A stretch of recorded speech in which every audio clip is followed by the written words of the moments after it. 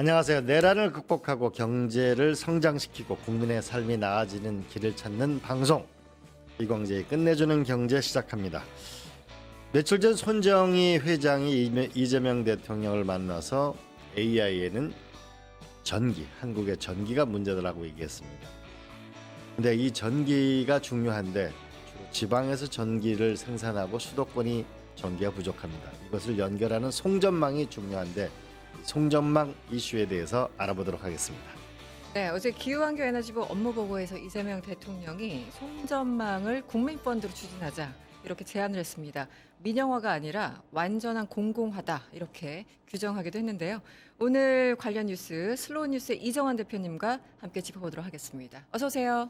네, 안녕하십니까? 네, 20만 구독자를 향해 네. 있는 우리 이정환 대표님.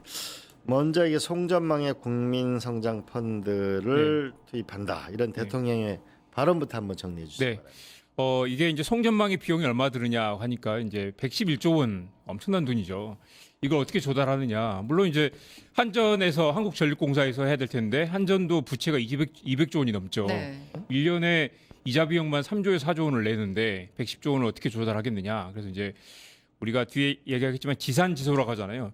에너지를 만드는 곳에서 써야 한다라는 게 기본 기조긴 하지만 기본적으로 지금 이제 충남과 전남, 경남에서 지금 만드는 에너지들, 경북에서 만드는 에너지들을 상당부 수도권까지 가지고 와야 되는데 이게 굉장히 많은 이제 비용이 들기 때문에 어차피 한전에서 쓸 수밖에 없고 요금은 정부가 정할 거고 손해 보지 않는 수준에서 책정해서 이게 손해가 날 수 없는 장사다.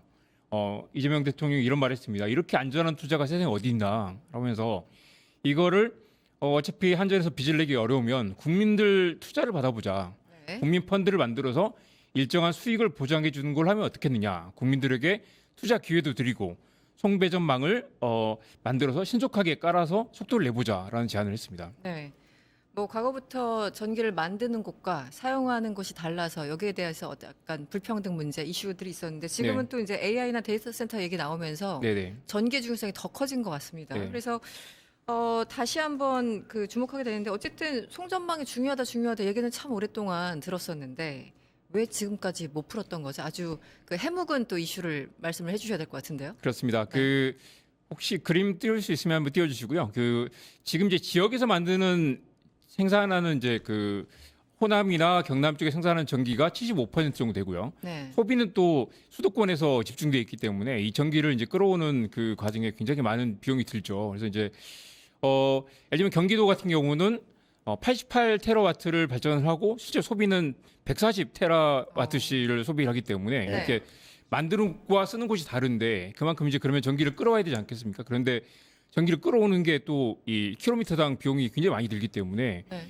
사실 그리고 우리는 이제 전기가 늘어난 동안 또 설비를 많이 늘리지 못해서요. 지금 이제 그러니까 지역에서 전기를 만들고 서울로 보내지 못한 상태, 그걸 접속 대기라고 하는데 전기를 만들어도 이게 바로 보내지 않으면 쓸 수가 없잖아요. 경력 저장이 안 되니까. 네, 저장을 하거나 아니면 이제 바로 보내거나 해야 되는데 그래서 보내지 못하는 전기가 8.9기가와트 되는데 우리가 이제 원전 하나가 지금 나오죠. 원전 하나가 1기가와트라고 하니까 원전 네. 9개를 9개에서 만드는 전기를 쓰지 못하고 지금 지역에서 버리고 있는 상황이라 할 수 있겠습니다.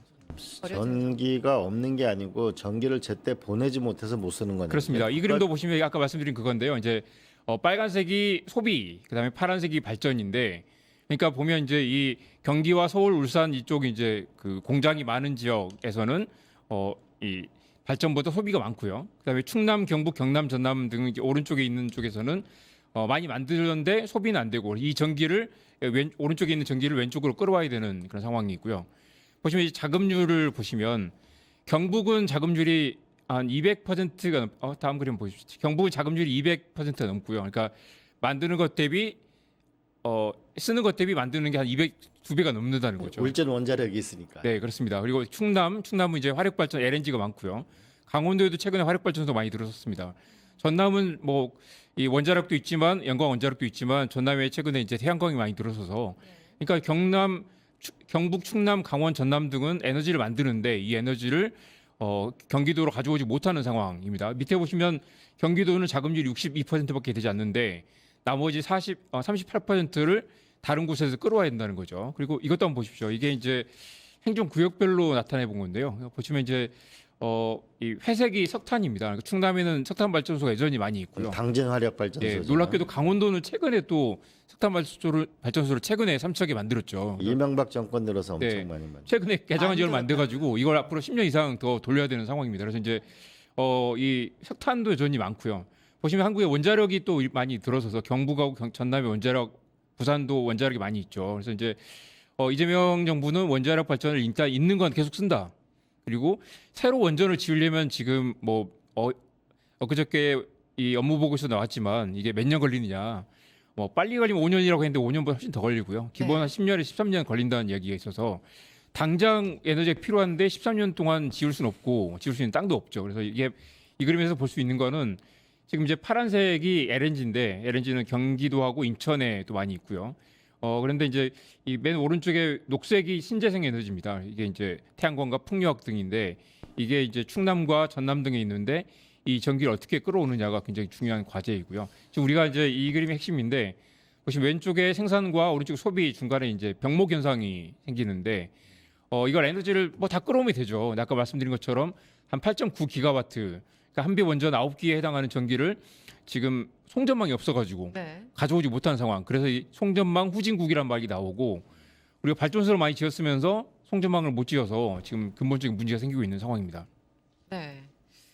뭐 지금 방금 그 송전망 네. 후진국 말씀하셨는데 우리가 문제를 모르면 그냥 넘어가는데 네. 알고 있잖아요. 네. 문제를 아는데 풀지 못하는 건 사실은 구조적인 이유일 텐데 그렇습니다. 어떤 걸 좀 짚어주시겠어요? 놀랍게도 송전망 1km 만드는데 비용이 얼마나 드는지 아세요? 1km 만드는데 1km에 61억 원이 듭니다. 이게 그러니까 뭐 100km면 6천억이 든다는 그렇게 거죠. 많이 들어요. 네. 그러니까 비용이 어마어마하게 많이 들고 그 아까 이제 그 우리 대기실에서 총장님하고 말씀했는데 이게 땅으로 묻으면 되지 않겠느냐 그러는데 땅으로 묻으면 257억 원이 듭니다. 1km에.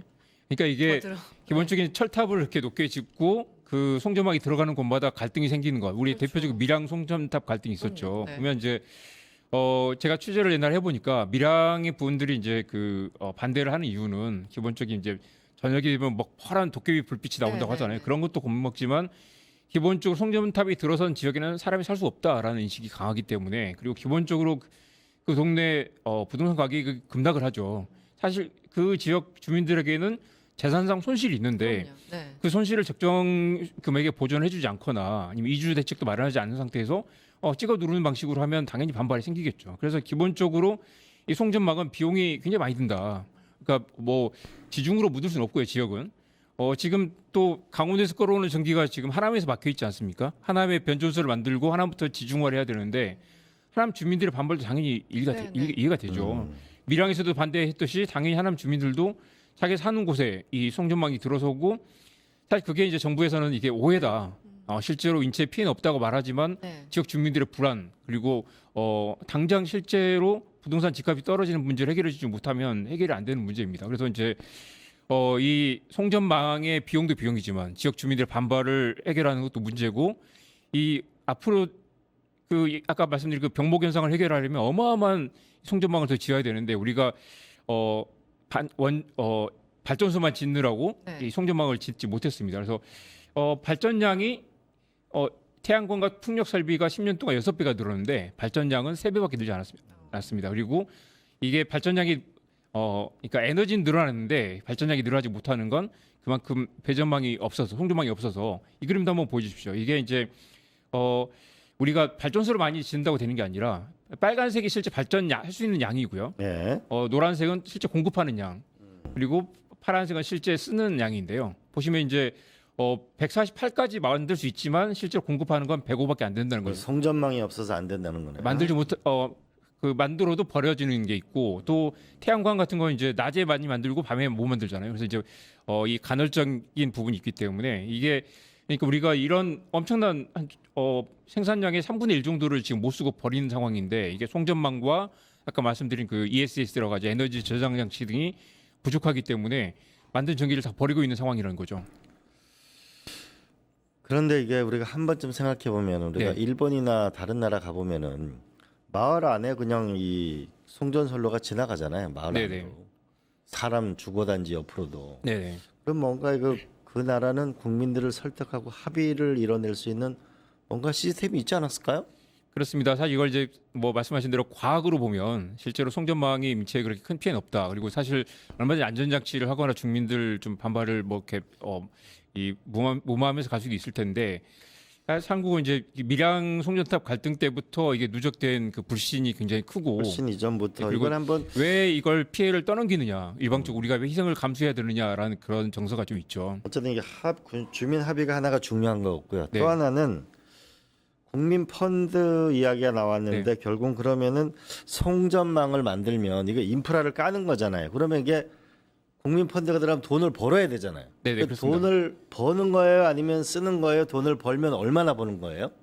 지금 이제 아까 말씀드린 것처럼 그 한전은 한 3에서 4% 정도 이자로 이제 그 대출을 한전 채권을 발행해서 이제 자금을 조달을 하거든요. 근데 네. 이제 이재명 대통령 입장은 이제 이게 연간 3조에 4조 정도 이자를 내는 거라면 그 이자를 국민들에게 주면 어떻겠느냐. 국민들이 펀드를 만들어서 국민들이 거기에 이제 뭐 예를 들면 100만 원을 내고 1000만 원을 내고에 대해서 1년에 그 정도 이자를 주면 안 되겠느냐라는 건데 이게 이제 여러 가지 있습니다. 한전 단독으로 사실 하기에는 지금 비용 부담이 너무 크잖아요. 지금 네. 벌써 적자가 200조 원인데 네. 거기서 100조 원을 더 적자를 내기에는 감당이 안 되고 그게 또 공공기업 부채는 또 광의의 정부 부채로 잡히거든요. 그런 부담도 좀 있을 거고 말씀하신 대로 국민 펀드를 만들려면 이게 수익성이 또 관건이 있습니다. 그래서 이제 결국 이자 비용을 내야 되지만 이자 비용을 차라리 국민들에게 주자라는 게 이재명 대통령 생각이라면 일단은 3%보다 더 줘야 되겠죠.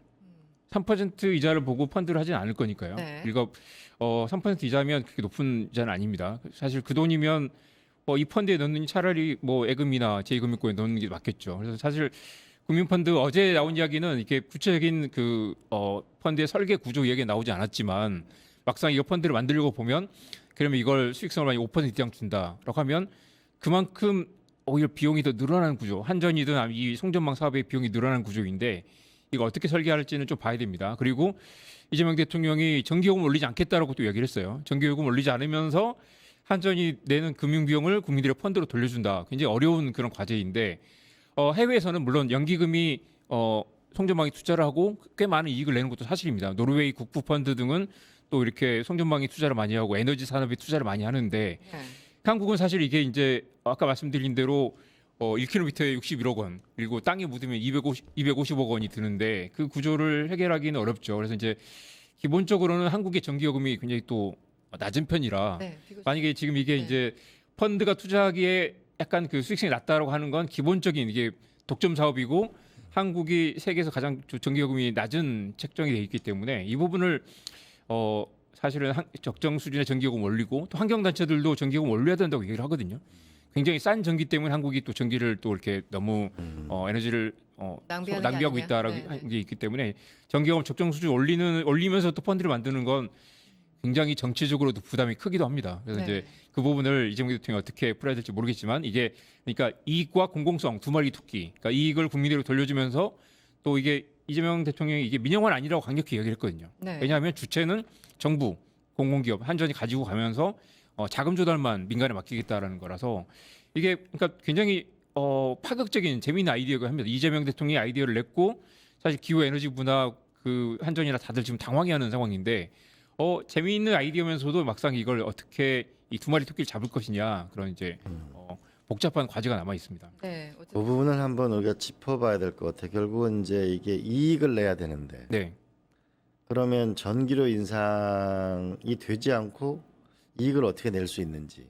네. 두 번째는 현재 우리가 전기료가 싼 것으로 알고 있는데 지난 정부에 하도 전기료를 우리가 많이 올려가지고 실제로는 대한민국 전기료가 지금 절대 싸지 않아요. 네, 오히려 지금 일본 전기료보다 좀 미국 전기료보다 비싸요 지금. 네. 그런 상황이기 때문에 한 번쯤 우리가 좀 국민 펀드가 들어가는 건 좋다고 봐. 유럽은 저렇게 했거든요. 근데 그건 일찍 한 거지 그들은 네, 옛날에. 네, 네, 네. 근데 지금은 너무 비싼 상황에서 단가가 너무 네. 비싸서. 펀드가 들어가는 부분이 국민에게 이익이 돼야 되고 송전망은 빨리 깔아야 되고 이런 복잡한 수학 문제를 잘 풀었으면 좋겠어요.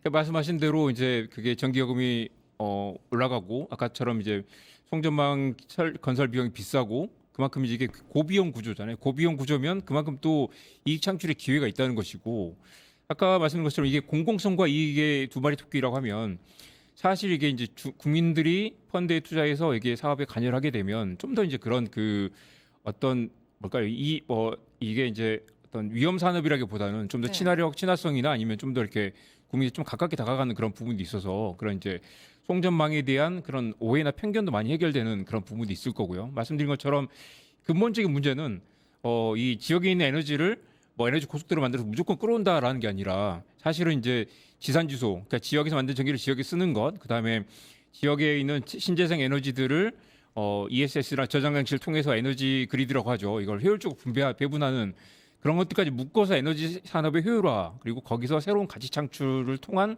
그 이 전체 에너지 산업을 묶어서 이렇게 기회를 창출하는 그렇게 펀드를 만드는 게 맞고 당장 송전망 설비만 이걸 펀드로 만든다라고 하면 아까 말씀드린 것처럼 이익률이 낮거나 아니면 그 굉장히 그 위험이 큰 사업이 될 수도 있습니다.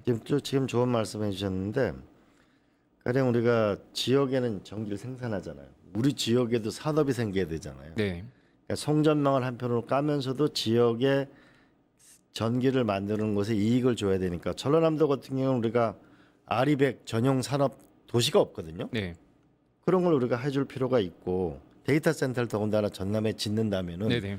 거기에 대규모의 전력을 한편으로 줘서 거기서 경제를 일으키면서 거기서 또 남는 전기가 있으면 수도권으로 가져와야 지역 균형 발전과 이 송전망 문제를 같이 해결하지 않을까요? 맞습니다. 그래서 이제 이재명 정부 에너지 고속도로라는 게 우리 흔히 착각하듯이 여기 있는 에너지 여기로 막 확 끌어들이는 송전망을 쫙 깔아가지고 해결한다라는 문제라기보다는 과거에는 이게 에너지 판매라는 게 한 방향이었죠. 이쪽에 만든 전기를 이쪽에 가져가는 네네. 거였다면 이제는 만약에 지역에 태양광 발전소가 있다면 그 지역의 에너지를 저장했다가 다른 곳에 팔기도 하고 필요하면 또 다른 곳에 또 사오기도 하고 네. 그러니까 이게 이제 쌍방향이 아니라 한 방향이 아니라 쌍방향으로 가고 그리고 판매와 배전, 송전 등이 유연하게 이제 결합되는 새로운 형태의 에너지 그리드를 만들어야 된다. 그래서 이제 이 송전망 확충과 별개로 지역의 아리백 산업단지를 만드는 방향 그리고 지금 전남의 그 솔라시도라고 해서 아리백 단지를 만들고 있죠. 그래서 네. 이제 그 거기는 이미 다 구축이 돼 있기 때문에 바로 이제 그 공장만 지으면 바로 거기서 에너지를 조달할 수 있다는 거예요. 이미 부지가 다 조성이 돼 있고 전기도 다 들어와 있고 그래서 이제 굉장히 어려운 문제이긴 맞지만 이게 지역의 아리백과 그다음에 그 송전망 확충과 두 가지를 별개 같이 묶어서 가면 이게 이제 이 전력 거버넌스를 완전히 새롭게 구축하는 그런 프로젝트가 필요하다는 얘기 나옵니다. 그나저나 아까 한전 말씀하셨는데요. 네네. 200조 이상의 부채 네네네. 적자. 네. 이거는 사실은 100조, 150조, 200조까지 어떻게 해결할까요? 한번 그림 한번 매년, 보여주십시오. 네, 예. 문제가 나오는 이게 사실 이제 한전 부채는 오래된 문제고 이게 사실 부채 한전이 이제 채권을 발행할 수 없을 수도 있다라는 네네. 얘기도 많이 하고 지금 이제 200조가 넘어섰습니다. 작년 기준으로 부채 비율은 500% 넘고요. 이게 이제 한전 그 매출과 영업이익인데요. 매출이 92조 그다음에 이제 작년에는 전기요금 올라가지고 흑자가 났는데 2022년 같은 경우는 30조 원 이상 적자가 나기도 했고 이게 누적해서 지금 200조 원이 됐다는 건데요. 보시면 이제 작년 재작년은 그 매출이 많이 올랐죠. 전기요금 오르면서. 그래서 이제 전기요금도 볼까요? 이게 전기요금이 사실 우리가 싸다는 때가 있었지만 지금 이제 아까 말씀하신 대로 일본보다 더 비싸기도 하고 이게 단가 차이가 있는데요. 그래서 지금은 2025년 기준으로 꽤 많이 올라 있는 상황입니다. 그래서 이제 전기요금이 오르면 또 이익이 나기도 하죠. 그러니까 말씀하신 대로 이 한전의 적자라는 건 200조 원이긴 하지만 사실 정부 부채기도 하거든요. 네네. 100% 정부가 최대 주주고 완전히 국가 독점 사업이기 때문에 사실 이걸 전기요금을 올려서 한전의 적자를 낮춰주느냐 아니면 정부가 재정을 투입해가지고 이걸 적자를 해소해 주느냐가 아니라 지금 한전 한국전력공사의 부채로 떠안고 있는 상황이라서 사실은 어떻게 우선순위를 두느냐, 어떻게 이걸 어떻게 재원을 배분해야 하느냐에 따라서 얼마든지 해결할 수 있는 문제고 지금은 정부가 일부러 한전의 부채를 늘려가면서 전기요금을 적정 수준으로 관리하고 있는 단계라고 볼 수 있겠습니다. 그러니까 이게 앞으로는 신재생 에너지 배분과 그다음에 원전을 더 짓지 않겠다고 했지만 원전과 이 에너지 믹스 그다음에 송전망 배분 그리고 지금 우리 용인의 반도체 클러스터에 부족한 전기가 6기가와트라고 하잖아요. 아까 말씀드린 것처럼 지역에서 못 쓰고 있는 전기가 8.9와트니까 실제로는 이걸 적정하게 배분하면 바로 해결할 수 있는 문제인데 이걸 송전망을 늘리는 것만으로는 안 되고 지역에 찾아가는 아리백 단지도 만들고 일부는 또 끌어오고 지금 있는 전기를 잘 배분하는 것만으로도 이걸 해결할 수 있을 텐데 만약에 펀드를 만든다면 단지 송전망 펀드가 아니라 전력 배분, 전력 유통에 대한 어떤 새로운 그 이익을 늘리는 새로 거기서 기회를 만드는 그 사업에 네. 투자라는 그런 펀드가 나오는 게 맞다고 봅니다. 알겠습니다. 네. 오늘은 네. 네. 이 페이팔의 창업자죠. 이 피터 틸이 이런 얘기를 했습니다. 전기의 질과 전기 요금은 경제 성장과 직접적 관련이 있다. 쉽게 얘기하면 전기의 질이 좋아야 되고 전기 요금이 낮을수록 경제 성장에 기여한다. 이걸 우리가 함께 생각했으면 좋겠고요. 하나는 저는 송전망의 국가 펀드도 중요하지만은 우리가 전라남도 해상 풍력이 한 40조 정도 들어간다고 하거든요. 그러면은 노르웨이의 국부 펀드가 한 2,000조 정도 되는데 노르웨이 국부 펀드가 전남의 해상 풍력에 함께 우리랑 투자를 하면서 거기서도 돈을 벌고 송전망 같은 게 같이 연계돼 있으면은 우리가 이익을 좀 더 국민들한테 더 나눠줄 수 있지 않을까. 실제로 노르웨이 국부 펀드, 노르웨이가 그 세계 최대 해상 풍력 업체가 많이 있는데요. 네. 한국에 굉장히 관심을 많이 갖고 있고 말씀하신 대로 이제 그 해외 펀드들을 국내에 투입할 수도 있겠지만 가장 근본 핵심 잊지 말아야 될 것은 공공성을 포기해서 안 된다. 이재명 대통령도 반드시 그 부분을 강조를 했었거든요. 그러니까 지금 이게 민간이 참여해서 이걸 배분하되 공공성을 같이 놓지 않겠다. 이건 민영화가 아니라 공공성 강화하는 수단이다라는 얘기를 놓치면 안 될 것 같습니다. 네, 알겠습니다. 전력 문제 그리고 송전망 문제까지 알아봤습니다. 슬로우 뉴스 이정환 대표님과 함께했습니다. 오늘 말씀 감사합니다. 네. 파타타타 증권홍합